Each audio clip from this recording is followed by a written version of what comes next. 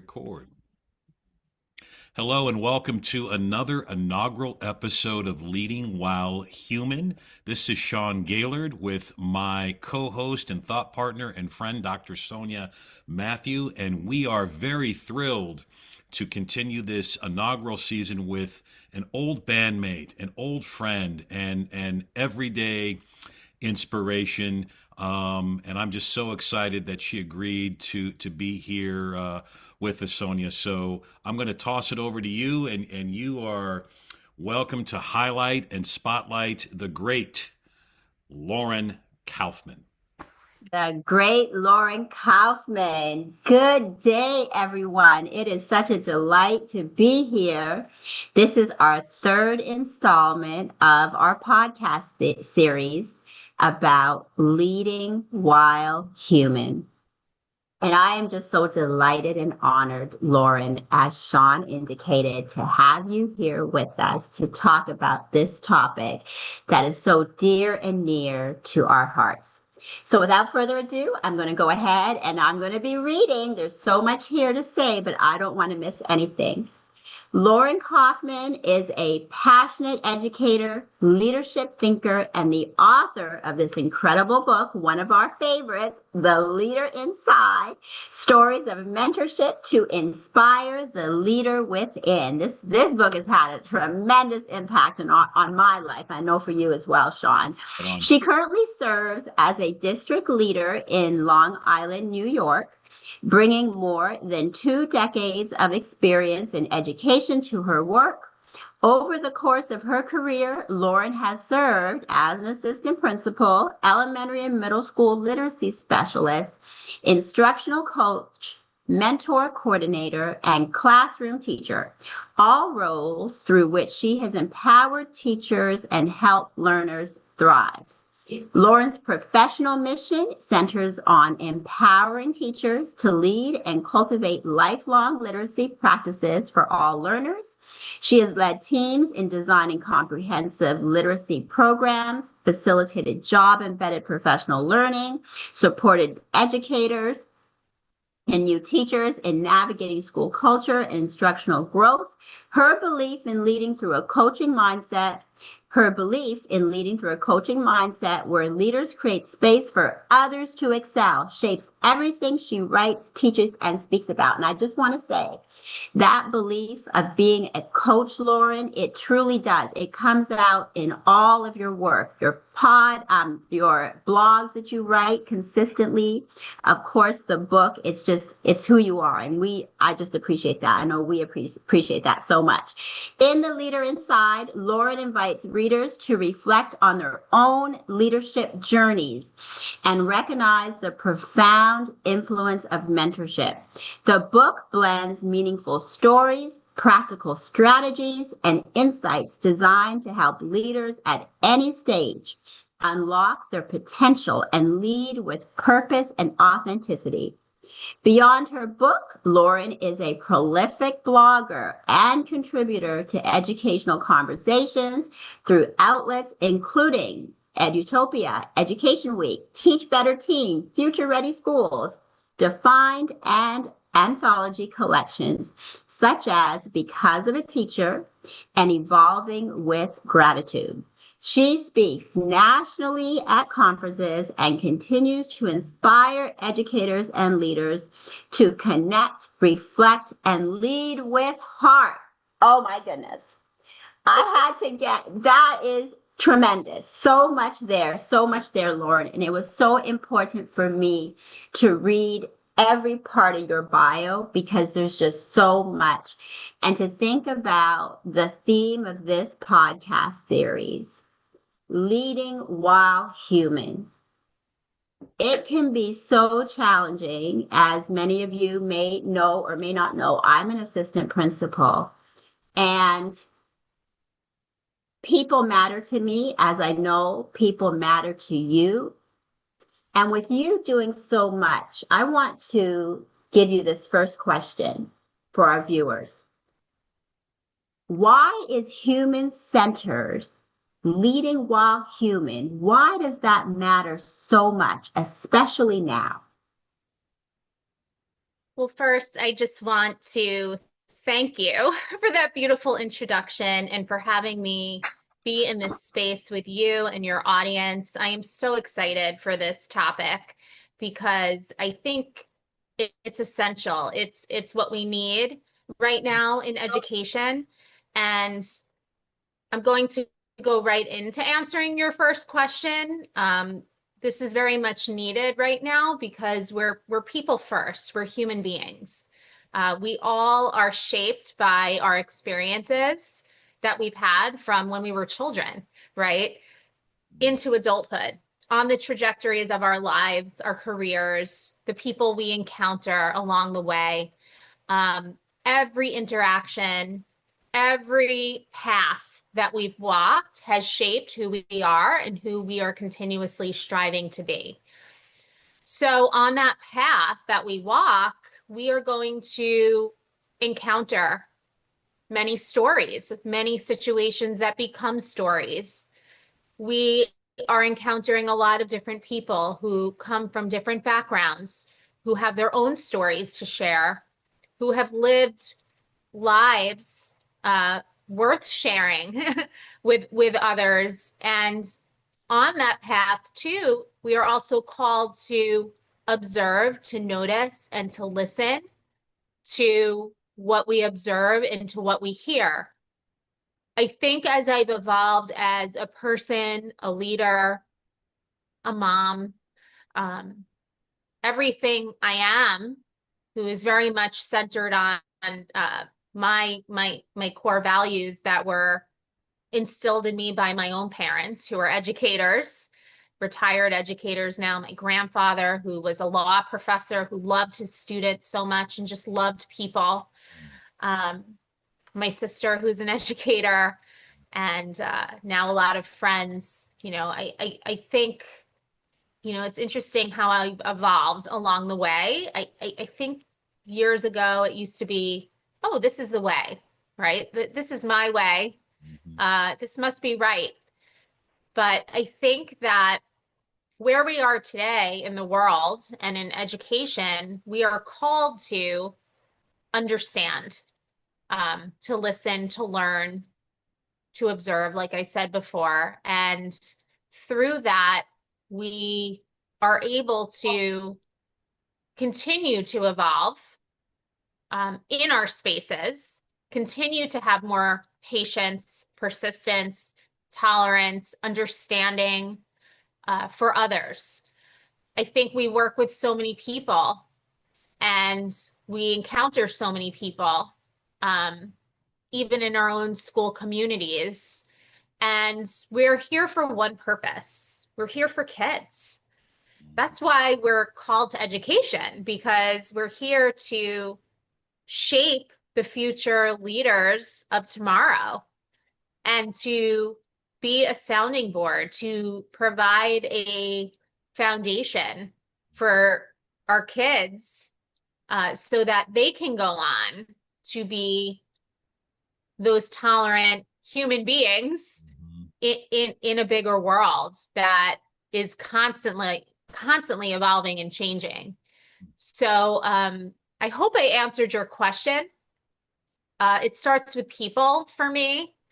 And of course, the teaching and the learning and all of that, that's also central. But we can't have that happening in a very intentional and purposeful way without leading with heart and mind, connecting the two, and coming from a place of understanding and sincerity with that. Wow, that is beautiful. I wonder about just what you just said, the heart and mind. How are we doing this work with just the mind and leaving out the heart? But the reality is, it's happening.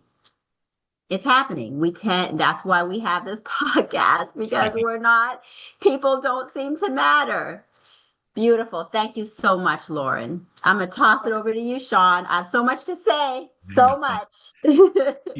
As we often say in this podcast, that was there. There are going to be several rewindable moments So if you're listening, whether you're working out, you're on a walk, you're in between, gigs or what have you, there's that's just the thing with Lauren is that you're going to go, wait a minute, did she just drop the mic? I gotta go back and hear this again. So the way that I want to kind of frame this question is with your the way that you are so authentic and intentional, as we were talking about before we hit record, with sharing your content. And I think that is something that has definitely connected us as we talked about our own origin story is we like to share what we're learning. We like to share what we're reading. We like to share what we're doing. Whether in your case, I would say, Lauren, if it is driving with a teenage son while human, as he's learning the navigation. If you follow Lauren, and I'll put in all her social media links in the show notes. You not only do you get her journey as an educator and as a district leader, but you also get her journey as probably her most beloved and important role as a mom and as a wife. So and she, very human as you're surviving the driving there. But one of the things that and also congratulations. We should have mentioned this at the top, Lauren.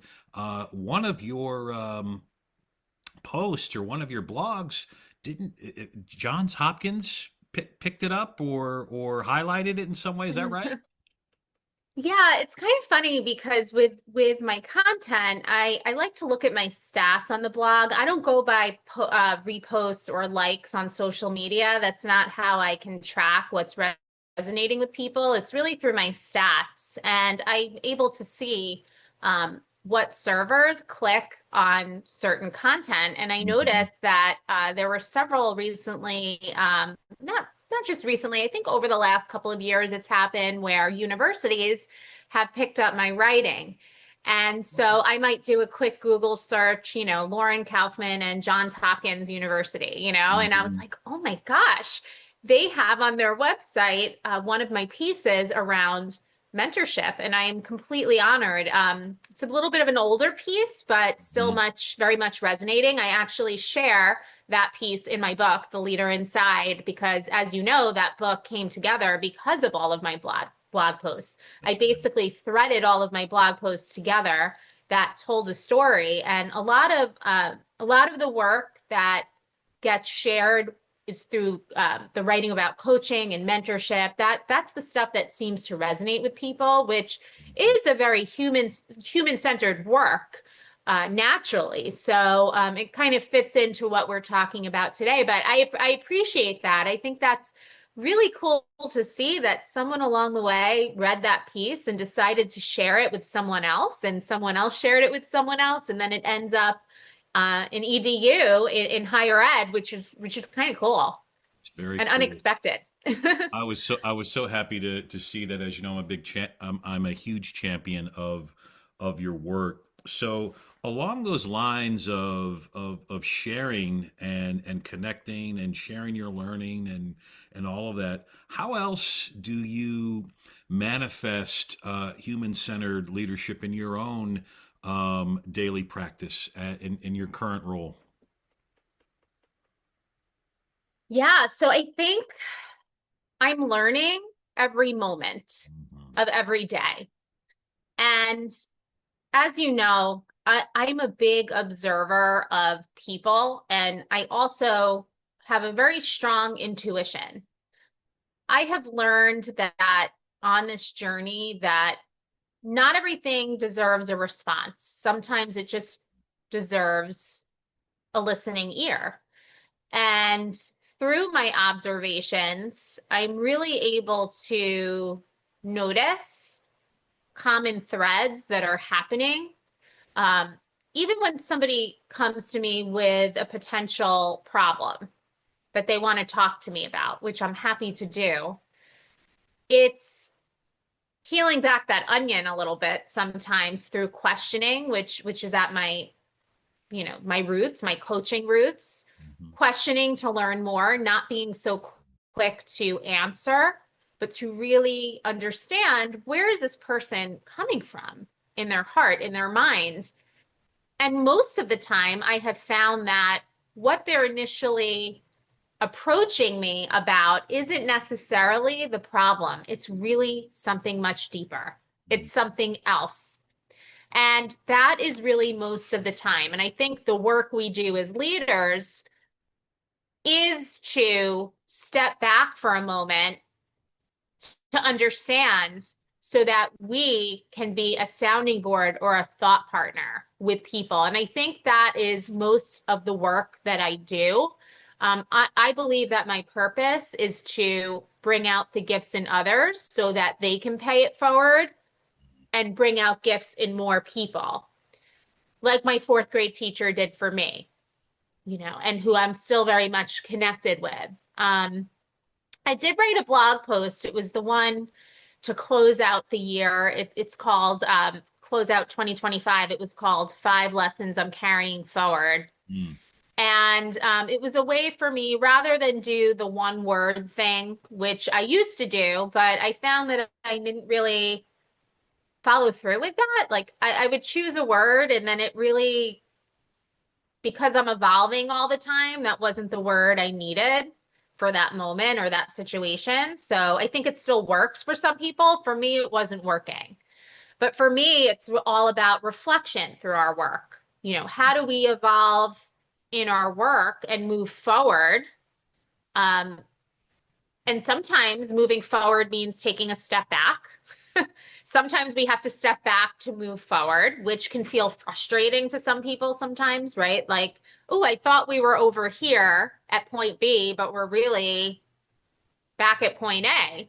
Well, sometimes we need to go back there so that we can move forward and keep moving forward, right? Instead of moving forward, then taking a step back and another step back, right? But when I wrote that piece, I talked about these 5 ideas that I'm going to share here, and this is how I really move in my work, is number 1 is that confidence isn't certainty. It's being comfortable with failure. I listened to this podcast with Cody Sanchez. I'm a big fan of her podcast now and her work. And she had Mark Manson on, who's a New York Times bestselling author. And he had the most amazing definition of confidence I've ever heard. And I had to memorialize it in this blog because it made me think about confidence in a really different way. Because confidence, I used to think, was if you're successful, then you could be confident. Mm-hmm. But no, I don't think that really is it. He says that confidence isn't about believing you're going to achieve success. It's a comfort with failure. It's knowing that you're going to be okay, even if it doesn't turn out okay. So I thought, wow, being comfortable with failure, that's confidence. And I think that's powerful because in our work is messy. It's not linear, right? So there is no day that's the same. As a matter of fact, when I look at my calendar the night before, I always do that. I have a habit of doing, where do I need to be in the morning and what's happening throughout my day. I guarantee you that when I wake up the next morning, it changes. There is something that's popping up, somewhere I need to be, someone who needs me, and that calendar changes, right? And it could feel frustrating sometimes when you plan to do certain things in the work, but then you're called to do something else. But it's supposed to happen that way. And I think that idea of being comfortable with the uncomfortable, changing your course, changing your path, that's what's going to get you to the next step. With the uncomfortable. Teaching and leading ask us to learn in public. And our lessons aren't always going to land. Our conversations can feel messy before they feel productive. There are priorities that need doing. And still, as educators and leaders, we return the next day, right? We reflect, we adjust, we try again. That's what we do. And that's what builds confidence. The other piece, and I won't name all five here. I think if your audience feels like visiting the blog, they can, because it's that's a whole podcast in itself. And they should Um, visit it. It's an amazing piece. but the other one I'll just talk about is that caring deeply isn't the problem. It's caring about everything that can feel heavy at Mm, times. So, as leaders and educators, we care because our students matter, because teachers matter, because relationships are at the heart of this work. But I was reminded, especially this year, about how grounding clarity can be. When we stay anchored in learning and people, we don't care less, we care more thoughtfully. mm. And that helps us sustain ourselves and one another in this work. Wow. Wow. Wow. That definitely, I will definitely put a link to that blog post, that specific blog post, Lauren, in the show notes. And clearly, your blog is something that I know I look forward to every time it lands in my inbox. Your writing has really fueled me in my own writing. I know that we that between yourself, myself, and our friend Megan Lawson, we kind of have like this kind of weekly, unofficial weekly blogging accountability thing that we do. But it is, wow, that's a rewindable moment, Sonia. So I'm gonna toss it over to you for our last question. Wow, yes. Intentionality. There's so much intentionality in this work that we have to, I think we definitely, thinking about what we talked about at the beginning of the pod and knowing that, there's this when we care about people so much as we all do, it can be very exhausting. Right. And that will not allow us to be at our best selves in this work. So going back to intentionality and thinking about all of the rewindable moments that Lauren is really for that we have to go back because there's just so much there, Lauren. Um, for the viewers, I'm just reflecting on your book. Your chapter is Finding Your Greatness Within. And we talked earlier about the mind and the heart and having how some of us, in this work, intentionally or unintentionally, the mind is the focus and the heart is out of it, right? Like we maybe do not want to do that, but because there's so much to do, the heart may not be always in the work. And that's where the people now, because the heart needs to be for the people doing the work. I'm wondering about finding your greatness within. I'm wondering about how how do we get there? What can you leave with our viewers who have a desire because they're here watching this podcast. They want to lead while human. They want to be intentional and authentic. But the work is so hard and they just don't know where to start. Like how do I get to that heart of it and still lead with the mind in the work? So that's a very complex question. And that looks different for everybody in their work. So whenever I'm writing um, and leading and teaching and learning, I go into it with a very open mind and a very open heart. And I want to go back to what you said about leading with mind and heart, which is what I brought up earlier, actually. Um, there are times in leadership that require us to be very transactional. And that requires leading with a little bit more mind, because when it comes to setting up systems, when it comes to operations and safety and student life and things like that, and logistical things, that needs to happen, right? And when we make decisions, it's always health and safety first. Psychological safety, all of that needs to come first. And what I do think when the heart comes in, is that's about the people and empathy for the work and for people and seeing beyond just their job titles and their roles, right? My dad always said to me, Lauren, salute the person, not the title.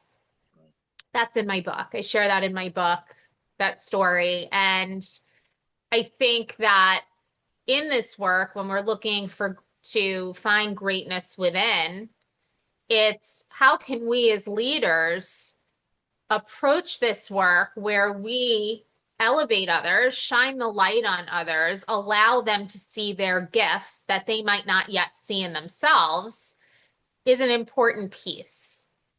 I think also having clear communication, clear, consistent communication, being consistent in your work. If you say that you're going to do something, do it. And if you can't do it, let a person know why you can't do it. And I think when people know your heart and they know your mind, they know your intentionality behind the work, they're not going to say, oh, Lauren, she had bad intentions there. She had bad intentions, but I don't think they'll say that. They'll say, well, if Lauren's saying this can't happen, there's a good reason for it. Because in the past, I've seen Lauren act like this.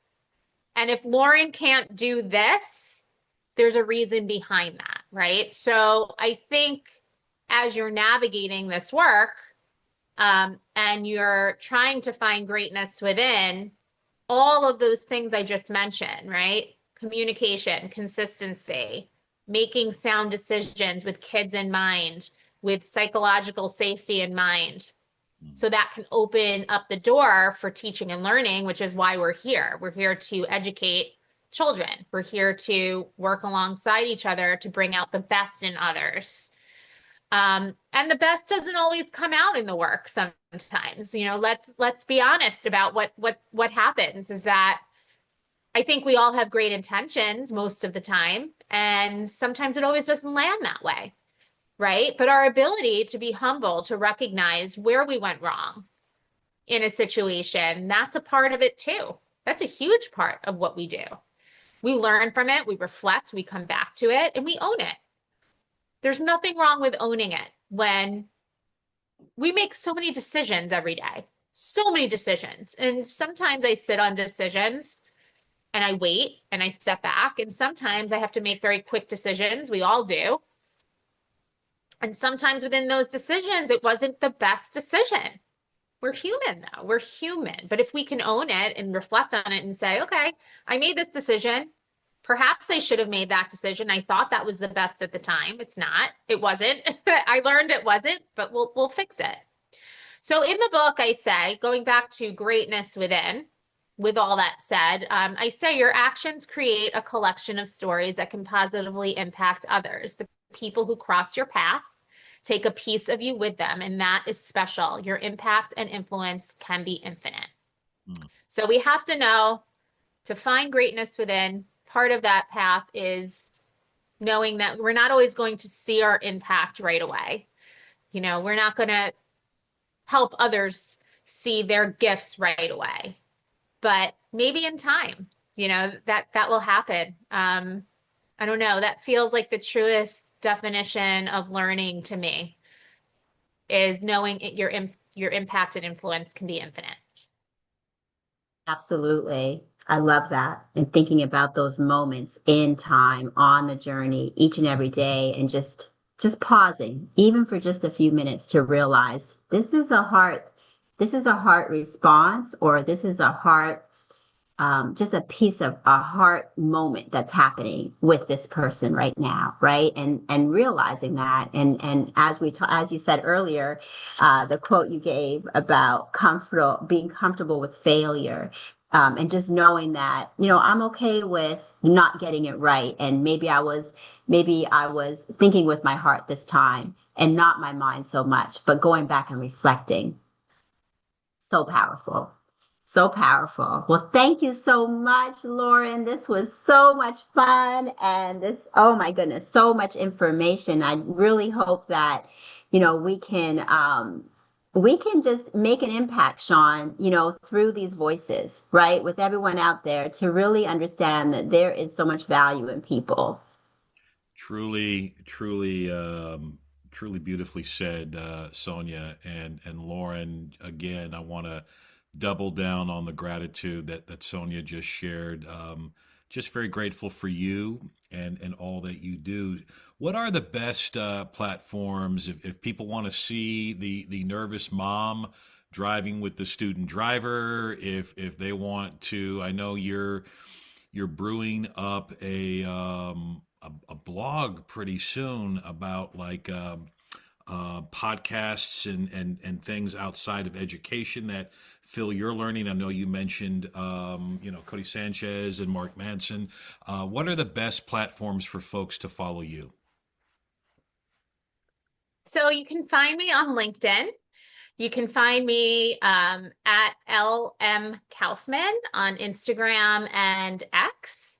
And that's where I mainly creating content and sharing it and interacting with other educators, and not just educators. I think it's pretty cool that we can be in these spaces and other people reach out to you who are Yes. not necessarily in education, but want to talk about education. And, Mhm. I shared in a video that came to me when I was talking about this podcast, those 10 podcasts outside of education that are elevating my thinking. That's my next post that I'm going to be pushing out. I think that it's awesome to talk to people, to read articles outside of education, media, listen to media outside of education so that you can use those ideas and bring them into the education space. We have to think beyond our educational community, right? Right. And vice versa. I also will say in the blog that people who are not in education, who are creating that content, should read education pieces to see what's going on with our schools and our kids who are our future. So thank you. Yes, I will be, I created a video about that because I think I think that's important. I think it's important to connect with all different people. And I always invite conversation. So thank you. Yes, at Lauren M. Kaufman. That was really long, but you can also go to my website, laurenmkaufman.com, and you can find my blog there and some of the work that I've done for other publications and my speaking and things like that. And at that website, laurenmkaufman.com, you can also get a link to order her amazing book, The Leader Inside: Stories of Mentorship to Inspire the Leader Within. Very honored that I got to be a small part of this masterpiece. I would also say for those of you who are tuning in looking for PD resources. I was honored last year to use this book as a book study for aspiring leaders. And this is just a wonderful book for aspiring leaders, current leaders, any leaders, whether you're in education or not. Really is a beautiful story to kind of wrap yourself within. So, Lauren, thank you so much, my friend. Thank you. Thank you. It was a pleasure to be here. I hope that everyone has a great day. And I want to just thank the educators and the leaders and everybody watching this for all you do. We appreciate you and we need you in education. Absolutely. Sonia, we Thank got a you lot to reflect on and a so lot to much. just I know I saw the pen. I have mine as well because I'm always taking notes, and even if I'm in a phone conversation or texting conversation with Lauren, I do take notes because she just shares so much rich content and wisdom and insight. So we have to somehow either put an alert like rewindable moment or something.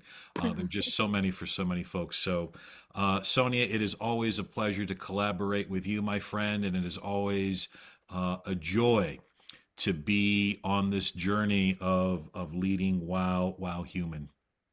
Love it. Absolutely. Lauren, thank you, Sean. Thank you for your example and really connecting us, Lauren and I, as well. I want to just mention, Lauren, and I've told you this before, I want to say it publicly. This book has changed my life as an AP. who is very passionate about people, of course, but the stories, Lauren, you lift up others, and that is so evident in in everything that you do. But we can see these are not just your stories, right? These are stories of those who have affected you, um, in such an amazing way, and your example of now paying it forward.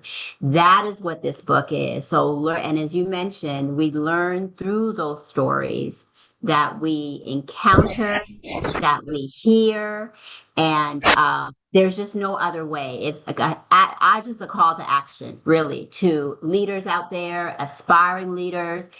Get the book because you're not just hearing what Lauren has learned through her studying, right? She has experienced it, she's living it. So and it's through other people, so that, and I had to just share that because it's just real, it's real, and this is a real platform. So again, Lauren, thank you. So honored that you are one of our inaugural guests on this amazing crazy idea that we had, but we're so honored. So thank you so much. Thank you. Thank you. Again, this is Leading While Human. This is Sean Gaillard with my co-pilot, Dr. Sonia Matthew. Thanks again to Lauren Kaufman. Leading While Human is a space where we explore the revolution of leadership rooted in belonging, courage, and people-first practices. Leadership is not just about what we do. It is about how we show up for people. Thanks again for tuning in, and we look forward to connecting with you as we all lead while human.